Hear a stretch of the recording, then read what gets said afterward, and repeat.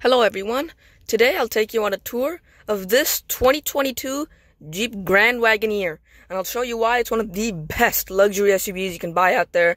I truly believe Jeep has struck a home run with this car. It is brilliant. Thank you to AutoNation, Chrysler, Dodge, Jeep, Ram, Bellevue for providing me with this 2022 Jeep Grand Wagoneer.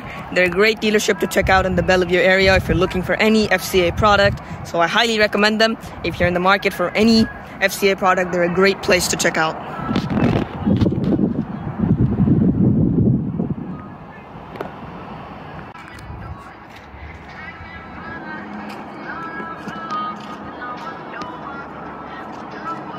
Okay, so to begin, we have the infotainment systems in the middle, and there are 3 of them. There's one over there, which I can't turn on because I don't have the ignition on right now, so I can't turn that one on, but it's pretty much the same as the one down here, and I'll get to that. And then there's the main one in the middle. And alongside these, there's also the gauge cluster, so I'll get to all of these, and let's go ahead and start off with the one in the middle first, because this one's going to be our main system. This is where we're going to do like most of the main functions of the car, such as the radio and the navigation map.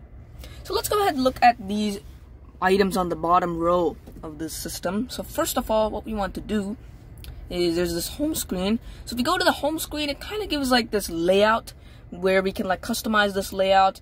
And in fact, if I can show it right now, if I tap this edit button, it'll allow me to select a widget and I can customize the home screen layout, which is pretty cool. And then we can see here we have a navigation map, and it'll show our latest destination. You can't actually move the navigation map. If you want to do that, you can go to the nav tab, but it does show us like the directions we need to go from this home page. Alongside that, we also have the radio. So you can see I'm on Sirius XM radio right now. It's going through a bunch of different tracks, and we can see that we have a bunch of different options from the middle screen, and we can edit that too. And we also have the phone, so that's another option that you can change using the edit button in the top right corner.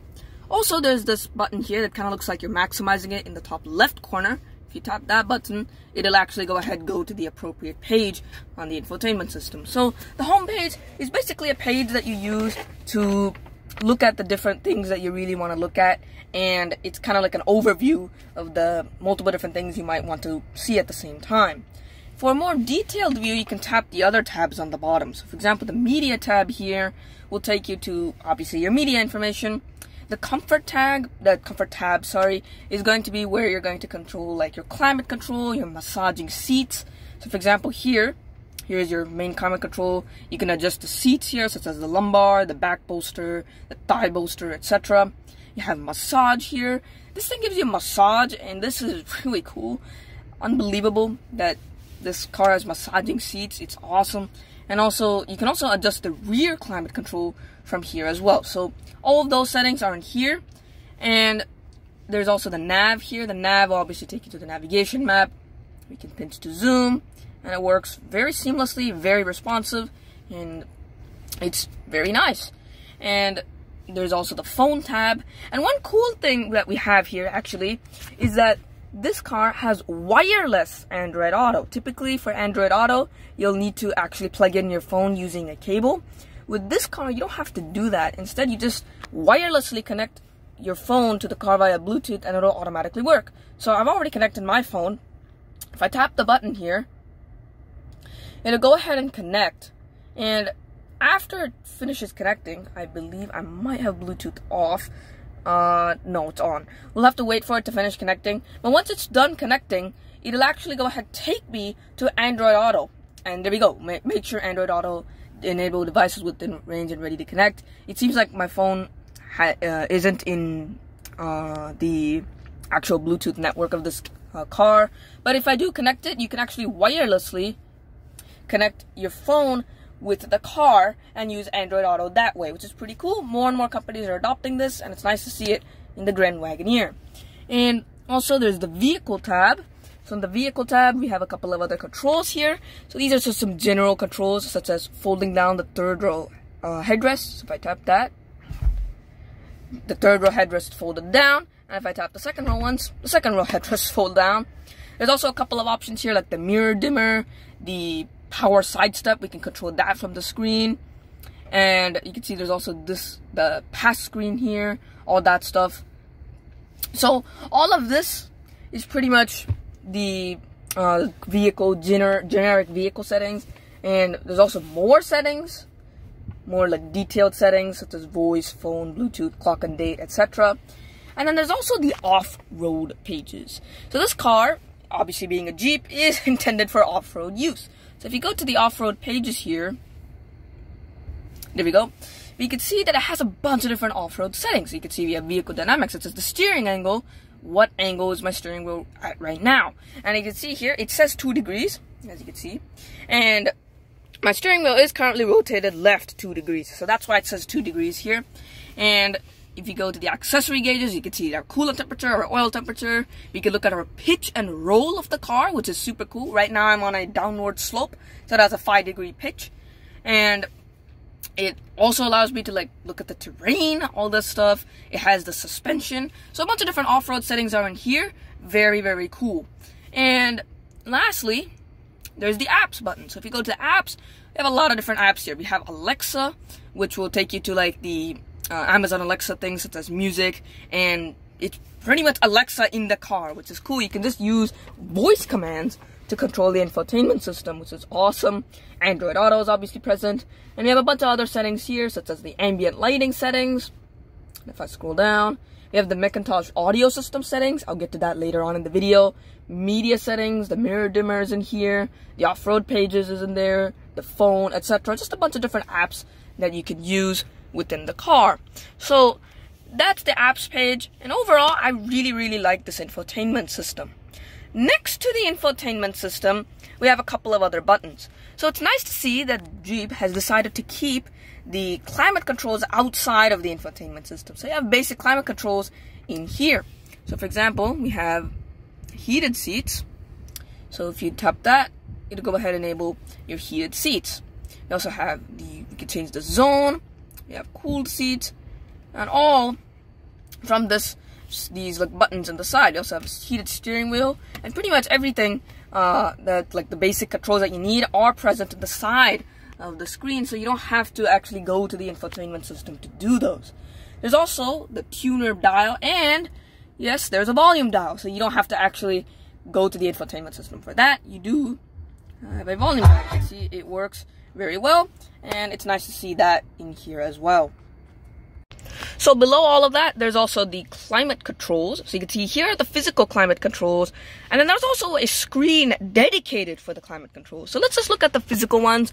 These are probably controls that you're going to use very frequently, so it's not in the screen. For example, like the rear defroster, you're probably going to use that a lot. So you can see the rear defroster can go on and off with the push of a button. Same with the front defroster, you can see that's also a button, and it's very simple to just enable those on and off. You can also change the zone very simply using the button, and you can see it also pops up in the infotainment system. So you have the view for what's actually being changed. You have the fan speed, so you can see that you can lower it or turn the fan speed off and on. So all that stuff is also in the screen. You can enable automatic climate control from here. You have the AC, and you can also enable recirculating air, as you can see over there. And I also like that cool touch. It's actually a Jeep Grand Wagoneer as the photo, and not just a generic car, which is pretty cool. And then also next to that is the physical climate controls for the passenger seat.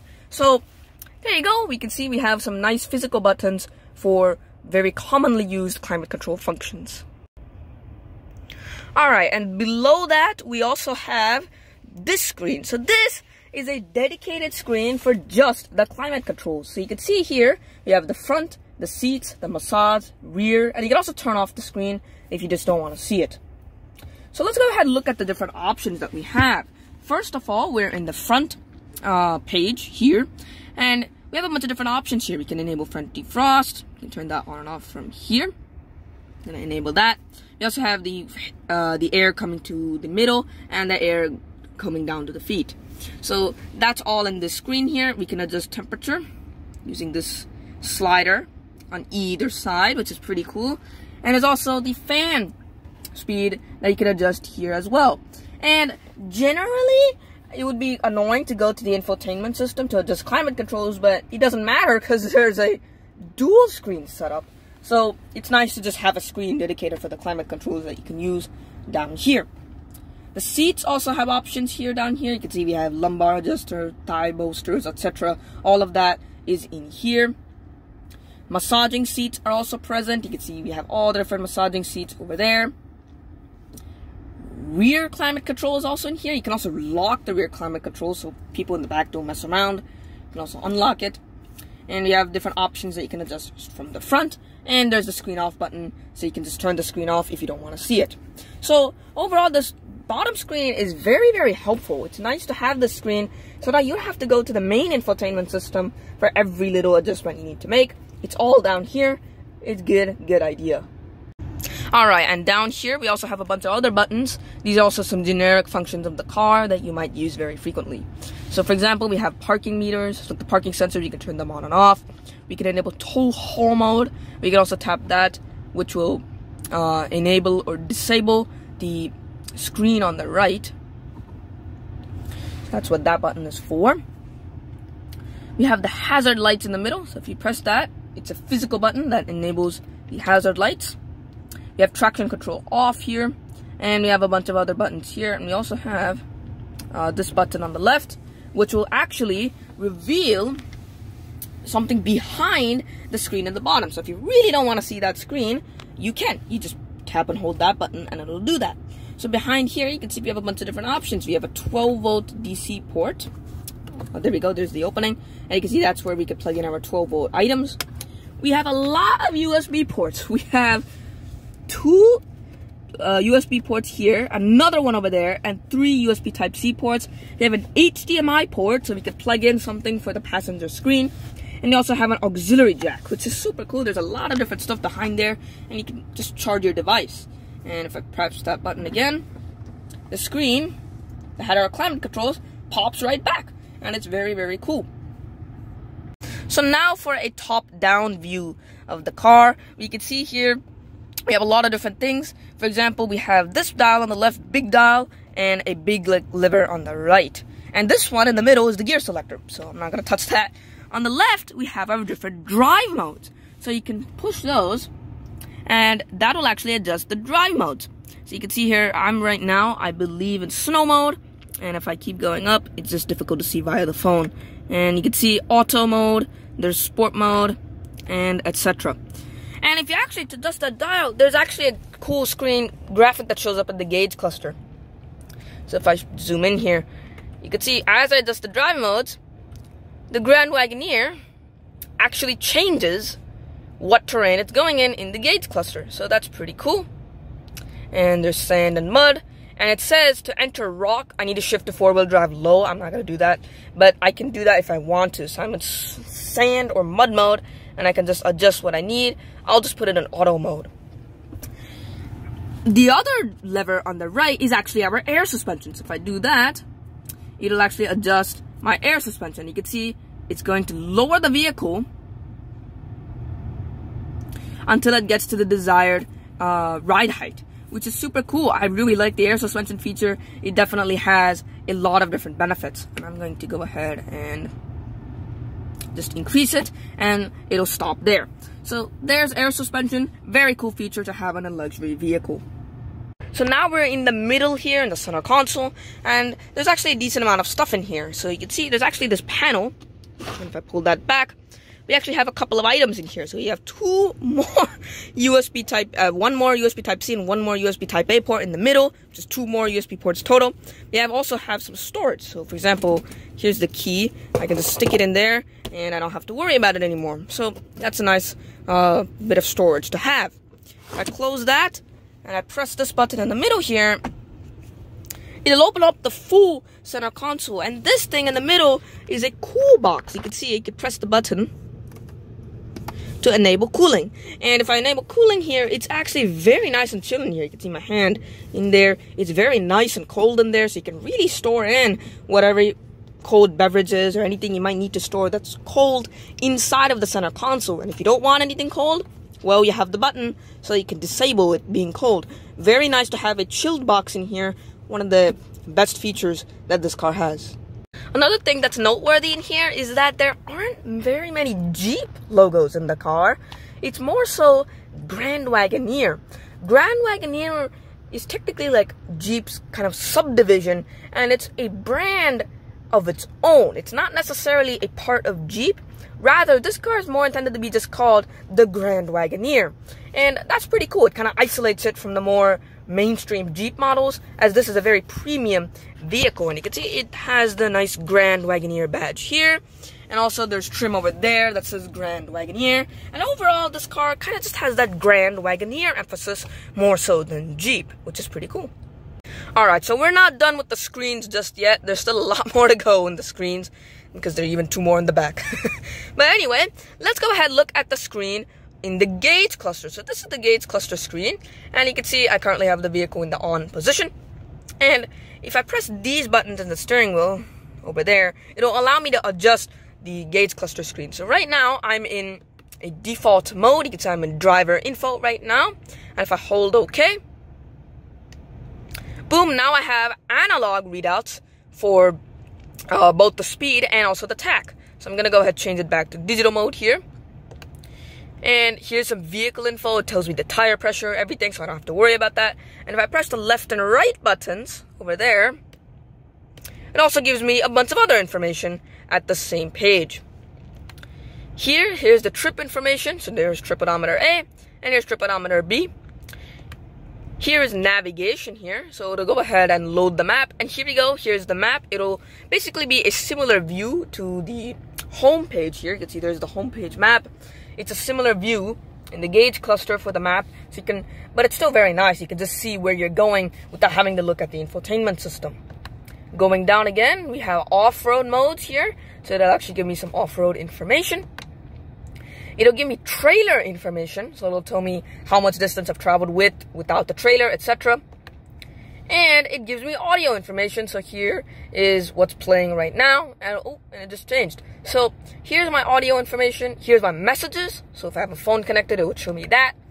And here's my settings, so I can press OK to enter the settings for this screen. And then it'll take me back to driver info. So it's a very helpful gauge cluster screen. I especially love that the navigation map can go there, and that way you don't have to look at the infotainment system for that information.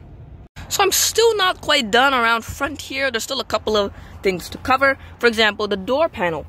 The door panel is a very nice looking door panel. The leather accents everywhere on the top here. There's also the seats here. You can individually adjust the components of the seat here. And there's also this button. That'll go ahead and adjust the seats. You also have this button here. You can see if you have these capacitive touch buttons to adjust those. And you also have seat memory over there, which will adjust your seat to the appropriate memory position. The door handle looks very nice. I think it blends in very well with the trim. And the stitching, beautiful stitching, very nice brown. And also just the controls overall, for example, the mirror controls, they look so nice, very premium look. I just like the way the door panels look overall, very premium. Another thing of note here is the rear view mirror. So this rear view mirror is a camera. It's not an actual rear view mirror. You can see here it's actually showing a camera of what's happening behind. And the benefit of this is you don't have to worry about obstacles such as rear headrests. As you can see, you don't have to worry about that stuff. You can just see exactly what's behind you.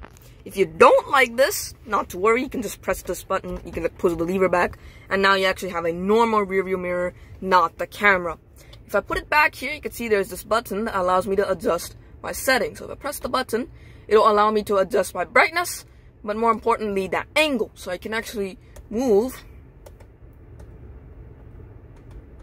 If I press the buttons, you can see the angle of the camera at back is actually changing, so it can be more beneficial to you if that's what you need. And of course, I can't forget how good these seats look. They look really beautiful, just so comfortable here, so much comfort. It also says Series 3, which means this is actually the best Grand Wagoneer that you can buy. And the headrest, so comfortable. The seat itself, just a very comfortable, luxurious seat, amazing seat. And down here, it also says Grand Wagoneer to invite you into the car. Just beautifully designed seat, very luxurious, comfortable in here. And also the general interior of this car, just amazing. The materials that are used everywhere. You can see the stitching on the top of the dash. Just everything of this car is unbelievably luxurious. I just love the interior. Super, super beautiful. Okay, so now I'm in the back of the Jeep Grand Wagoneer, and that's going to be the second row. So in the second row here, first of all, there's a lot of space. I have a ton. I'm 5'6", and I have a lot of room between my legs and the back of the front seat. Very, very roomy back here. And I also have a lot of headroom. So if I show here in the camera test, you can see a lot of headroom between my head and the ceiling. Just very spacious back seat overall. There's also a lot of features back here that I need to cover. So let's go ahead and get started.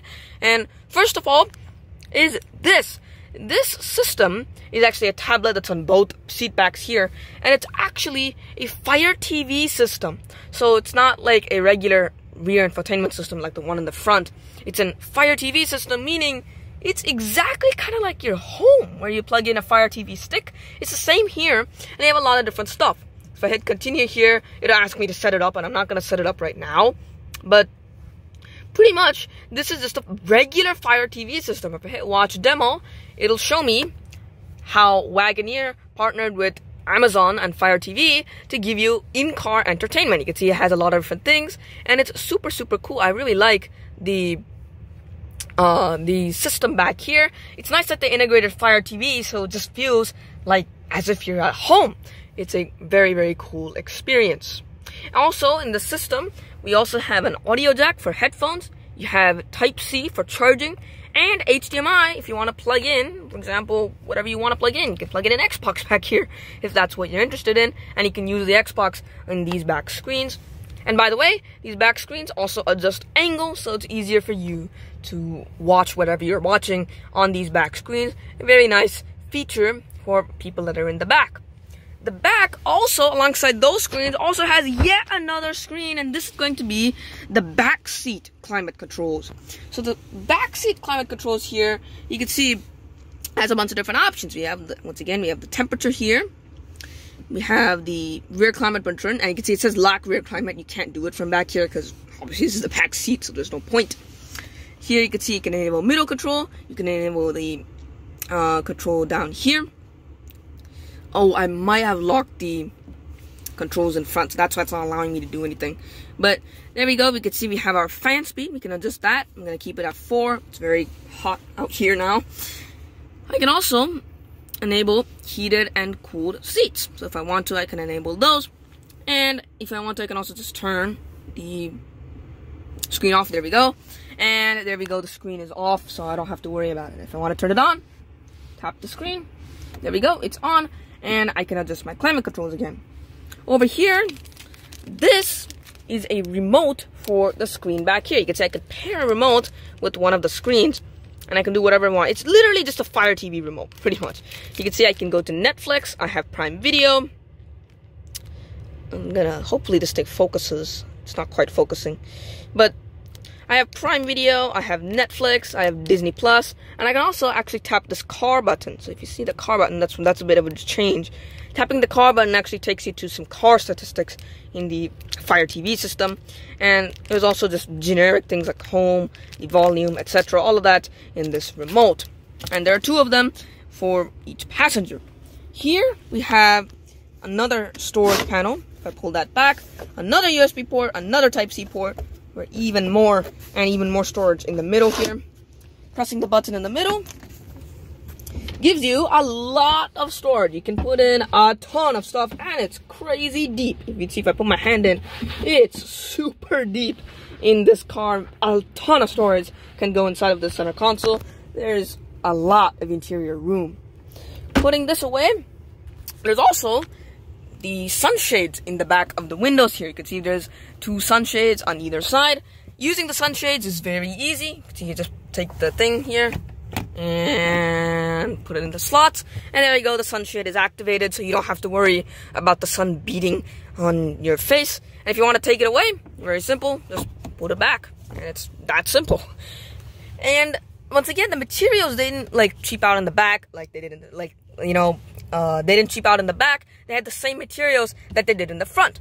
And there's very, very beautiful soft touch materials here. Just an amazing back seat overall. Just truly beautiful. The Macintosh system is also back here, and there's also storage behind the insides of the door here. There's also storage behind the front seat back, so if you want to put stuff there too, you can. And there's also lighting, so if you want to see stuff, there's that. But my favorite part is definitely that these seats can move around. If I want more space, I can easily do that. And there's a handle in the front here. I do that, and I can travel front and back. And there's also a recliner handle, so if I press that here, I can either fold the seat down or I can recline. And right now I'm in a recline position, so it's very comfortable back here. And I'm going to go ahead and just put it in a comfortable spot. And I can also use that handle to fold the seats down. So I'll go ahead and get to that when we access the third row. There's still a couple more features and then we're done with the second row. So here, there are air vents in the middle, as well as the side. So there's an air vent there. And it's difficult to see. I hope you can see it. But there's even more USB ports. So there's more USB ports on either side. There's a 110 volt. If I can open it. I cannot seem to open it. I do not know where the opening is. But there's a 112 volt AC outlet. So this it's actually 115 volts, I believe. Yep, it's 115 volts. Sorry, I said 112. It's a 115 volt household style outlet. So you can literally plug in whatever you want back there. And there's also a 12 volt DC outlet over here. So you can see there's the 12 volt DC outlet. So there's just a lot of stuff back here. The second row, in my opinion, is just as comfortable, just as luxurious as the third row. And the seats in the second row, I'll put that headrest up, just as nice, just as comfortable, just as luxurious. The second row, very great place to spend time. So let's go ahead and look at how we can fold down the second seats. Like I mentioned, it's going to be the same handle that we used to recline them. So if I pull this handle, boom, the second seat is down. It's that simple. One of the easiest processes, in my opinion, to just fold down the second seat. If I want to put it back up, there we go. Seats back up, put the headrest back up, and there we go. It's so simple to fold up and down the second row seats for more space. Alright, let's go ahead and look at how we can access the third row, and it's probably one of the easiest processes. There's this button. Hopefully you can see the button. There we go. You can see there's that button over there. And if I push that button, it does it all for me. I don't have to do any process at all to get in the third row. The car does it for me. So now I can just climb in. And there we go. I'm in the third row. And I'm going to show you how I can pull the seat back. It's very simple. And there we go. The seat is pulled back. So right now the third row headrests are down. I'm going to put them back up. But you can see here, now I'm in the third row of the Grand Wagoneer. Still a very spacious spot. You can see I have a lot of room between me and the second row seats. There's cup holders for me to store anything that I might need to store back here, any drinks. There's air vents, which is very helpful. And there's also USB ports. You can see there's USB ports here. And there's also these buttons. And this allows me to recline the third row seats. If I press that button, you can see I could fold it down. Or I could press that button and go ahead and recline. And if I recline, it's very comfortable back here. Actually, one of the most comfortable third row seats I've ever been in. And you can see it's very roomy back here. There is room for 3. So you can see there's one there, one there, one there. Some cars in this segment only have room for 2. So I'm just gonna let you guys know that there is room for 3 back here if you're considering the car. And the middle seat is just as roomy. I would consider the middle seat generally to be less roomy. I don't think it is in this car. It's just as roomy as the side seats, to be honest. And it's just a very nice place, to be honest, back here. Very comfortable and very nice. Another thing to mention, there's a sunroof back here. This sunroof doesn't open, but you do have a sunshade. And there we go, you can see sunshade. Very nice. And I really like the Grand Wagoneer back here. Just a nice third row. Alright, so now we're around back of the Grand Wagoneer. You can see here is the rear end styling. And there's a couple of ways to open the tailgate. One way is from the key fob. So here's the button. If I press that twice, that'll open the tailgate. There's also a button in the interior But obviously if you're back here, you kind of just want to open the tailgate as normal. So there's a button here, press that button, and you can see the tailgate opens right up. So once the tailgate's open, I have a couple of features back here. So first of all, we have this audio system, and we also have some buttons. I'll get to the buttons in just a second. Here, this is just a couple of accessory things for the car. It's not related to the car itself. There's a floor mat back here, and underneath the floor mat, there's some extra storage. So you can actually stick in some stuff under here if you're running low. And to be honest, there's actually a good amount of room back here. I think you can stick in a fair amount of items in here before you run out of space behind the third row. So in many situations, you might not even need to fold the third row down. But if you do need to, there are buttons over here that you can use. So if you press this button, the third row automatically folds down, the headrests automatically pop down, and there you go. Now you have expanded your cargo capacity already. Hitting the other button folds down the other seat, and you can see the headrest pop down, and there we go. Once it folds all the way down, our cargo space has expanded a lot. We have a lot of space back here with the third rows folded down. You can also fold down the second rows. Pressing that will fold down the second row, and oh, that one did not quite pass the screen, but you can see here, it's going to slowly probably make it down. It's just because of the screen. But you can see here, with all the seats folded down, there's a lot of room to stick your stuff back here. It's just very roomy. And if you press these two buttons, I'm going to press them both. Both third rows will automatically pop right back up. You won't be able to do that with the second row, sadly. The second row, you'll have to manually go to each one. So you can see there's the second row. If I press the button, it won't do anything. It'll just fold. So you won't be able to put the second rows back up with the button. You can only fold them down, but you can put the third row back up, and it's generally very rare that you'll need to like put the second row back up anyway, so it's not a big deal. And the third row, very easy. The power button just makes it so simple. Alright, so let's go ahead and cover a couple of these miscellaneous features of the car. For example, first of all, we have the key. So the key is a very nice key. I can see it has a lot of different touches here, and there's also this button on the over there, and I'll go ahead and show you what those buttons do. So first of all, we have the normal buttons. We have the air suspension button, which is cool. You can press that button twice to lower the car so that it's easier to get in and out, which is cool. You have the remote starter, you have unlock and lock, as well as you have the power tailgate and the panic button.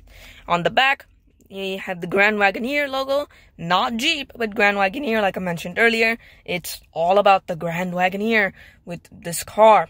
And overall, this car is just a beautiful, beautiful key. I like the key of this car. Very nice looking key, very premium as well. And if you're, by the way, wondering what that silver button does, it's just the button to open up this bottom part. It's kind of difficult with one hand. I have one on my phone, so I'll just go ahead and open it up and show you. So if you hold the gray button and then open out the bottom part, you can see you have the physical key here, and that's all that gray button does. Alright, so let's go ahead and have a look at this car's window sticker. So this is the window sticker of the base price of the Series 3 Grand Wagoneer. It's $107,995, which is pretty much in line actually with rivals of this car. For example, like the Range Rover, the BMW X7, the Mercedes GLS. They all have similar base prices. For the more premium model, considering this is the Series 3 and not the Series 2, this is the more expensive model. That's why it has a slightly more expensive price, and it's once again in line with other rivals. Let's go ahead and look at what this has here. It actually has a 6.4 liter V8 engine. I'll give more information on that when we get to the engine. Up front, we have the exterior color is Baltic Gray Metallic, which is a very nice color here, and interior is Global Black, which is just beautiful. I'm just gonna mention it again. Beautiful, beautiful interior. And most of the equipment that this car has is all standard. There's not really anything specific that this car has that is not standard. So you can see here, it has just very little stuff. You have the Baltic Gray paint, which is a little bit of a premium, and the trailer package, and the rear entertainment group, which is going to be the most expensive package, which is like the rear entertainment screens. That's pretty much it. $116,000 at the end. Very much in line with rivals of this vehicle. Alright, so now we're gonna go to the outside of the Grand Wagoneer. Finally, there was a lot of stuff inside. But let's go ahead and look at the outside of the Grand Wagoneer. And I really like the way it looks. It has that premium SUV kind of look. I actually really like the way the Grand Wagoneer looks. It has been controversial. Some people like it, some people don't. I personally love it. I think it looks really nice, especially in person. If you're looking at the car in person, it's super good.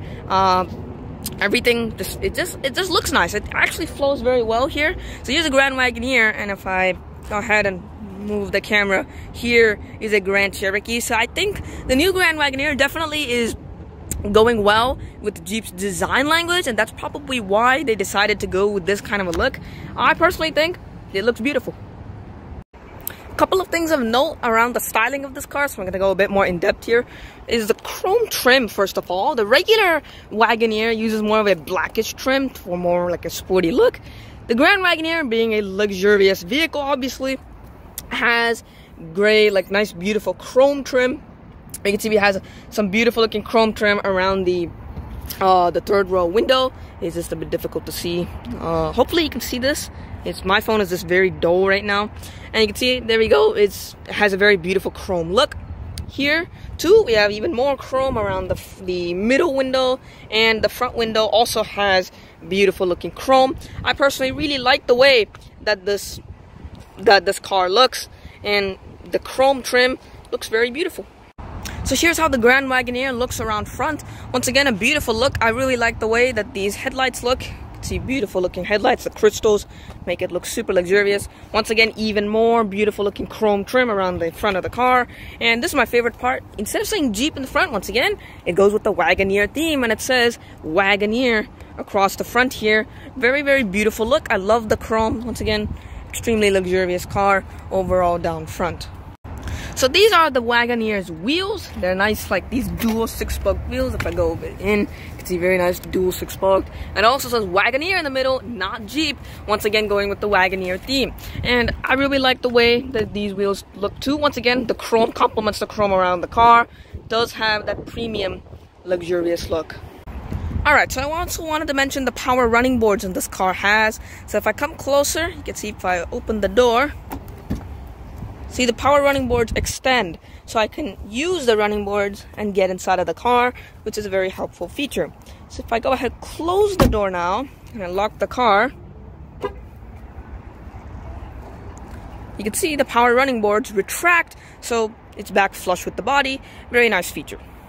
Alright, and lastly, we're going to go under the hood with this car's engine. So this particular Wagoneer has a 6.4 liter V8 engine, which produces 471 horsepower and 455 pound-foot of torque. That's a lot of power for a big SUV, and I think this is a very suitable engine. 6.4 liter V8, very big, very burly, very beautiful, and very suitable engine for this car.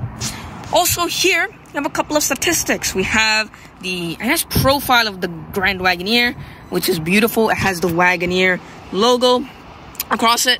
It says born in America. Very nice. This is an American SUV after all. And it also has a couple of things here. It says built in Warren, Michigan. It is an American built vehicle, which is pretty cool.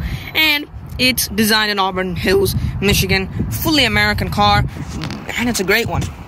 And so that's the 2022 Jeep Grand Wagoneer. This car is amazing, and that's probably why this video is one of the biggest. It's just so packed. It's a brilliant car, very comfortable, very luxurious, has a lot of technology features, and it's probably one of the best luxury SUVs you can buy right now. A great vehicle from FCA. I really love this car, and I highly recommend it for anybody that's in this market.